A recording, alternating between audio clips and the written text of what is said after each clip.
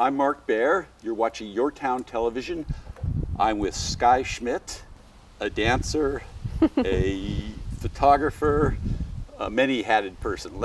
Here we are at Hidden Valley in Carmel Valley. So welcome. Thank you so much, Mark. So to begin with, you're here performing a new piece. And let's talk a little bit about who you are and in the dance first. Yeah.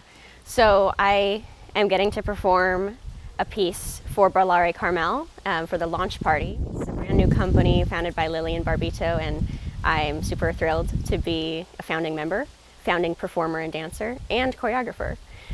So I am performing for the company and rehearsing a pair of dancers to go in my piece that's collaborated with Lillian. And I also whip out the camera and take photos for the company. And so one of the things that's really interesting is not only is Lillian bringing in dancers from around the world, choreography from around the world, but she wants to do the next generation as well, which is very much part of the mission statement. And you're a long time. Let's talk about your relationship with Lillian over the years, because you're part of that next generation. Right. I grew up training in classical ballet, and when I was about 11 years old, Lillian came to teach a contemporary modern class. Where are we? At my dance studio in Orange County. Okay. So she came in, started teaching me modern for the first time, and I totally fell in love with it. It was very fun to get this creative take on dance that I hadn't dipped into too much yet. And over the years, we worked together. She would choreograph solos for me to perform in competitions, and she brought in really fun, quirky, personal moments that I really enjoyed. They were really bright, uplifting pieces. And we've stayed in touch since then, and I started working as an administrative assistant for her several years ago. And that's developed now into me taking on more leadership in her entities that she's created. I'm director of operations for Haven Global Sanctuary for Dance, where we offer artistic mentorship to many young dancers, actually dancers of all ages. And additionally, I help run media for the Carmel Dance Festival.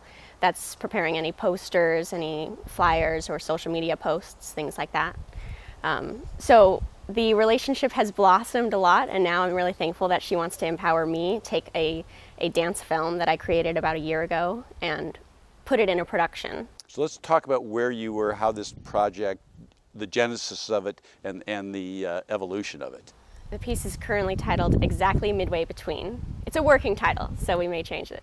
But it perfectly encapsulates the fact that you can be struggling with something, be interested in change, be putting effort into change, but you don't need to become the exact opposite of whatever you were doing already, but rather you take the benefit of the struggle and learn how to find the middle ground between that and the opposite. So you're not changing who you are, you're gathering all the aspects of who you are and bringing it forward with you without needing to be so polarized. So you're combining both film and dance, right, and using the language of dance to express yourself. Yeah. And do you think of dance it's not almost, dance is a language. It is, and it's almost like when you don't quite have words to describe exactly how you're feeling, it comes out through the body if you try. And so for this particular dance film, I started with words that resonated with me, and I just kept kind of repeating them and developing movement that seemed to portray what it felt like. And it slowly, over weeks of working on it, it just developed into this really quite tortured full body movement.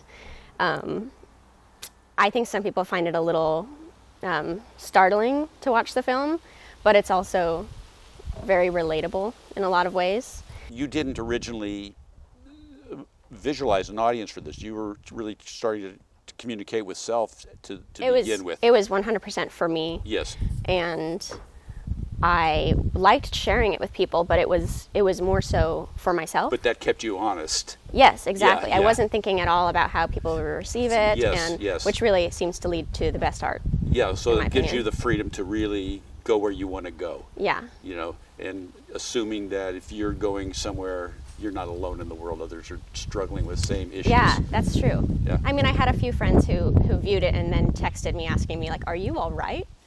But other friends texted me and they just found it really, like, they related to it. So I feel like that's powerful. And there's, from what I understand, a lot of portals, a lot of opening through doors, a lot of going from darkness into light. Yeah, the doorway imagery is very present. There's many moments in the film where you'll see a door frame within the frame of the photo, basically. And it's all about me reaching this door and deciding or hesitating of whether or not I should go through and then deciding to step through.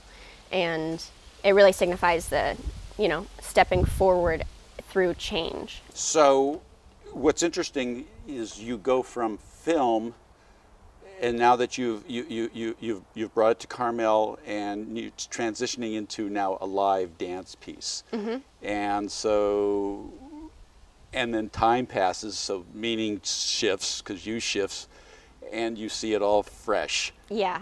And you see it bigger and different. So let's talk about that experience. So originally, Lillian and I had talked about showing the film and having me perform a portion of it live. And I started looking back at the material and thinking how I can transition it to a way that took up more space and was more visually dynamic for an audience. And I realized I didn't really want to return to that tortured material. I didn't feel like that anymore. I didn't need to be doing it anymore. That the film was really how I got through it. Yes.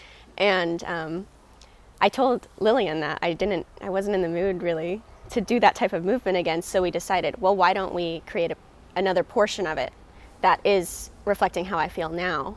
So it's a lot more free and spacious, and I'm enjoying like the space that I'm in as opposed to becoming so internal. And then we decided I will still perform the darker portion, and I can assume the character. I remember the feelings. I can dip back into it, and. But you passed through a door. Right, I have definitely passed through that door. So now I can go visit back through the door, but I have the choice, and but you have easier another to move end, forward. so that's more for the audience. Yes. It's also, I like authenticity in art. You had a real experience, and over time it became a different experience, probably one you hadn't anticipated, and probably changes the meaning of the dark. Definitely, because creating the material originally, it was very meaningful to me because I needed to express it. Now, looking back at it, the meaning has totally changed because I see the distance from that place. And it signifies really a lot of growth or really optimism to know that when there's challenge, that there are plants that are starting to grow. You know, you're planting the seeds for something else. Just the language of dance. Because you do a lot of different things. Yeah. And what do you find in the language of dance that allows you to express in ways that you can't in other medium? I can be a very technical dancer, but the other thing that I enjoy about dance is that you can be quite vague. Like, you don't need to define every single thing that you're doing, and it will still communicate a feeling or, some sort of expression to a viewer. Even if you do a movement that doesn't mean much to you, someone else will see it and find meaning in it, which I think is really cool. Or they can read your body language a little bit, something like that, as opposed to really defining. Like, you know, if you're doing something that's objective, it's definable, I'm speaking clearly, but you can dance and have a little bit less effort to clarify, but that way you can emote more. Yeah, and words aren't always the best form of articulation. Words sometimes don't have, there's all these colors between the words. Yeah. One word has one definition. One movement could have so many meanings depending on how you do it and how you're feeling that day, and it just comes through. So besides dancing, you're also a professional photographer, and there's you've kind of brought movement, the way you've brought from dance, you've kind of brought that into the visual aspect, Yeah. and vice versa. So Yeah. let's talk about how that all works together. Great. I love the relationship of being a photographer and a dancer.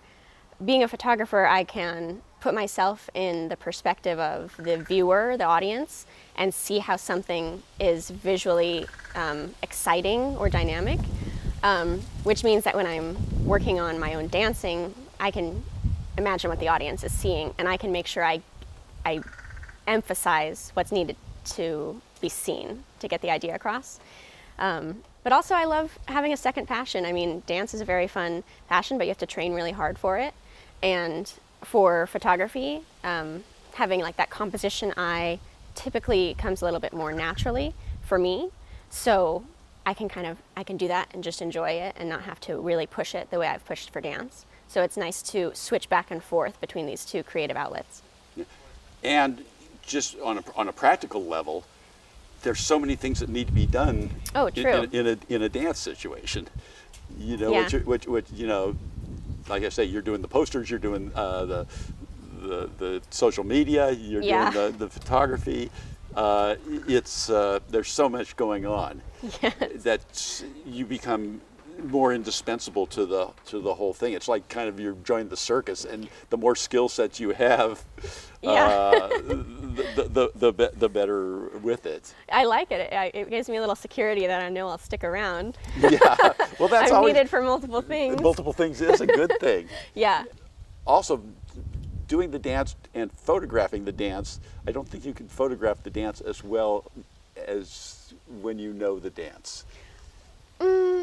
Yeah. If I'm shooting something, I don't know how to tell Right. somebody what to do. Yeah. I don't have their language. Yeah. So having their language, you're getting shots I that agree. even a good photographer wouldn't get, because he wouldn't know where to get them. Yeah, I totally agree. Being a dancer, being tuned into the body, I can give really specific direction to whoever I'm photographing. Like even if it's lift your heart an inch, and they do this, and all of a sudden it's a more uplifting photo than when they were just here. Right.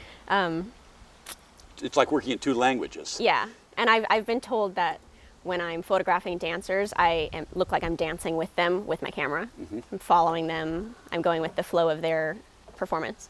And then the last thing I want to come back to is, so you're creating a new work of art, and it's evolving this week, which has to be thrilling. Yeah.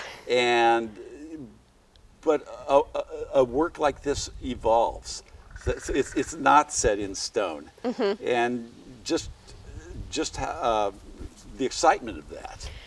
Yeah, it is pretty funny how we're working to create this piece that will be previewed tomorrow. And 2 days ago, we're looking at it and we see it in a certain order. And then yesterday we decided, let's just swap that order around. And it feels a lot better. It's a living piece of art. And we are working on it knowing that in the future, we might also make a lot of changes or add a section. Like it's not going to stay exactly the same. You can always reevaluate it and reprocess it, and it becomes just more poignant. And the joy of more eyes and collaboration, because again, I know if I'm working on a video or a filmic project, it gets stuck in my head. It's here's the way it is because here's how I've watched it. Yeah. And I don't have the new eyes for it. Yeah. And it really takes a team and a process, and there's no shortcutting this process. That's true. There's no shortcutting this process. You have to get through an experience, detach. Detachment's a great part of it. Recreate, reinvigorate. Yeah. And then what's the new possibilities, and what is it that you never imagined? And at the end, you get to where you were hoping to get to right at the beginning. Totally, but it takes all that effort. It takes all this passage through the unknown to get back to what you hoped for in the beginning. Totally. That's why I try not to, like, if I come up with an idea or a concept for a photo or a dance, I try not to think through every single step of it, because it needs to change along the way. Like I'll think of a concept, I'll start working towards it, and then if I haven't thought through every detail, then I'm able to change my direction as I go. And then, funny enough, it turns out to be what I intended. It's just like, it's kind of like magic. It I love is. that. What's the difference? So in learning dance in college and now dance in reality, and could you quite imagine, let's talk about that, the two differences between here you are and where you were, and Yeah. not that long ago. Training in college was really great for conditioning and developing strength and artistry. But when I graduated, I really had in mind a very like railroaded career trajectory, and I ended up not following it, what I had in mind. And now I enjoy the fact that I can follow my passion to projects that I really enjoy. I don't do the same thing every day. Being a freelancer, I find really fun, and I like how I can change so many things that I'm doing. I can work as a photographer and as a dancer, whereas if I had gone the route that my mindset was graduating college, I would have gone into a repertory company and been rehearsing, full time, and I probably wouldn't be working as a photographer, and I think I'd be bored. Before we go, let's just tell everybody where we are and what this event is. Great.